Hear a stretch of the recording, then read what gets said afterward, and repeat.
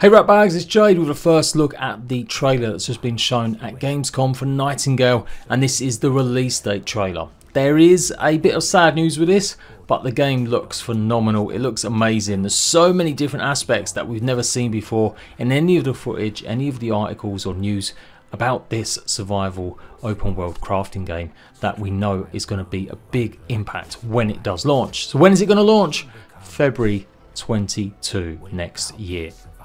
I ain't gonna lie, I'm slightly disappointed it's not coming out this year. That's what I figured would be happening since they've already had a major delay from last year to this year. But obviously some extra time has been needed to have this open world crafting game come to life a little bit more. They've been busy at work, they've had lots of betas. Again, another reason why I really was assured that I thought this game would be coming out very soon. But it looks like for whatever reason they've decided to just give it a bit more time. So hopefully that means more polish, getting more feedback from players in tests, and hopefully delivering a truly kind of next gen experience or the next level up of survival genre.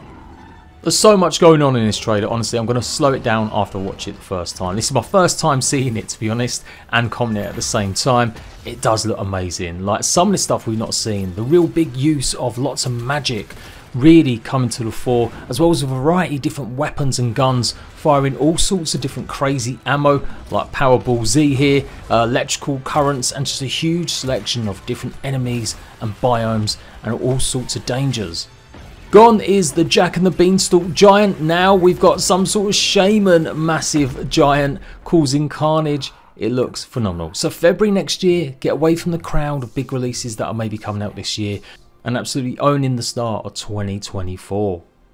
There is an accompanying Steam blog with some more answers about the delay.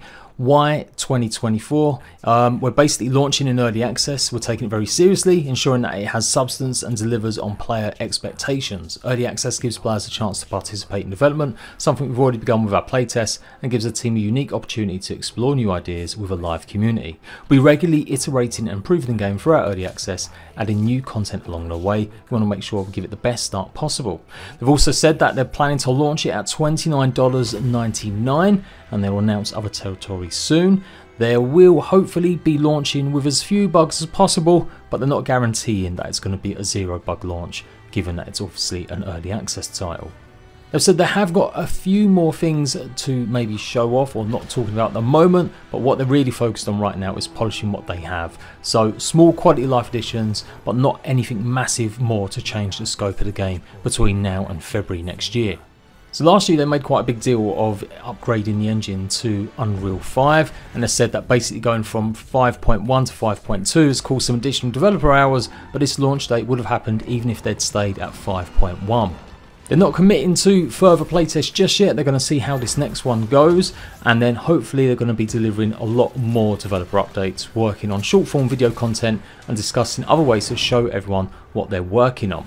The blog emphasises the new mechanics on show revealed for the first time, including swimming, yay, we can all go for a dive, having the Fae Tower, a mysterious place teeming with bounds, get a glimpse of what awaits you in Fae Towers. They've also got a whole bunch of new clothing items. They can all be unlocked in-game and crafted in-game. That's really cool as well. They've recently just added third person after listening to fan feedback, so that's really good to see as well. And they're pretty pleased with their pagoda building set, which is the first time it's been revealed as part of this trailer. And turns out that giant we saw is a sun giant. They're generally curious and intrigued by gifts from Realmwalkers, but if you decide to take one of them on, be ready for a tough fight. They can use their magic to turn the sands against you. So maybe Jack and the Beanstalk's giant may make a return. Maybe there's different versions of them. Also get to see this automaton knight, which is going to basically be a fierce aggressor that will defend other automatons armed with a vicious beam of energy, part magic, part electricity. Even the most intrepid explorer steers clear lest they be reduced to a smouldering ash. And then they talk about the magic spelt with a CK at the end. We've been adding some enchantments behind the scenes. You can catch a glimpse of a few in a trailer, from fire and lightning ammo to rescission and realmic preservation magic. We're excited to share what we've been doing in future community updates.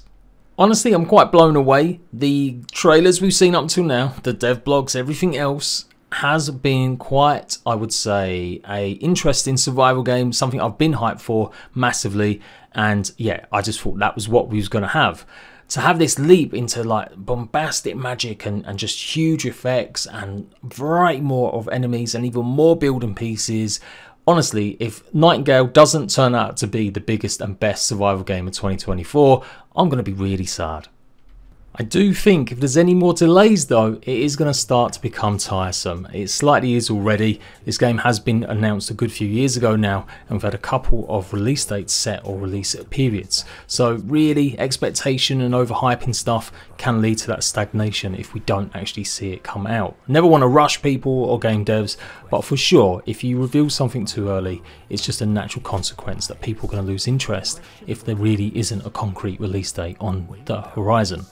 But I'm buoyed by the fact this whole trailer is complete gameplay. There is no CGI or cinematics here. It is all actual proper gameplay. Everything that you'll be doing in game, it does look like this is actually part of it. So it's great to see so many different biomes. The building aspects of this game are going to really draw people, and hopefully now seeing all this combat and stuff with just really more out there or more going on for it, I definitely am a lot more hyped even than I was before.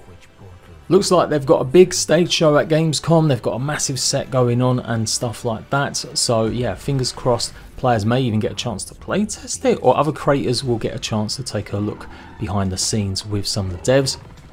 And honestly, yeah, I'm not looking too sad about the actual fact of a delay. Like I said, it's a lot going on this year. If all the other games are indeed coming out, we've got Ark Ascended, as I showed off the other day, and Shrouded, Return to Moria, and of course all the people that will still be playing games like Starfield and maybe even Baldur's Gate still. Plus all the other big AAA games that will always be launching as well, so maybe this is the best thing to give it the best chance to get in front of as many people as possible. Still no wording on about how many players we'll have. I'm sure that will come in time. We know it's a co-op, but we don't know exactly how many people it's going to have. And for the moment, it's still very much a PC-centric game, with again nothing hinting or even talking about any kind of console release at the end of the trailer. So many of these biomes look kind of almost Earth-like, but then they've got this alien element to them at times, and I'm really digging it. It really adds it. It's not too out there, but it's not too boring and Earth-like as well. And fighting the different kinds of bound here is going to be really interesting. Let's hope they've actually got some really good abilities, and it'll definitely be a challenge. Utilising the Unreal Engine and the nanite and the lumen and stuff to make the lighting look fantastic, and the variety of building another kind of set added to the game. Wonder how this is going to play out in terms of where it fits in progression and just where and what you can do. Remember, you'll have your own realm that you'll be able to build in. It'll be basically your home realm, and then you'll be able to go and explore other realms by making the cards that basically transform you to a brand new map.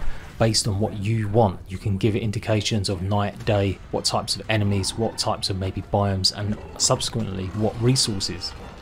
And then you can take over some of these other biomes and make them your home by the looks of what they've said in the past.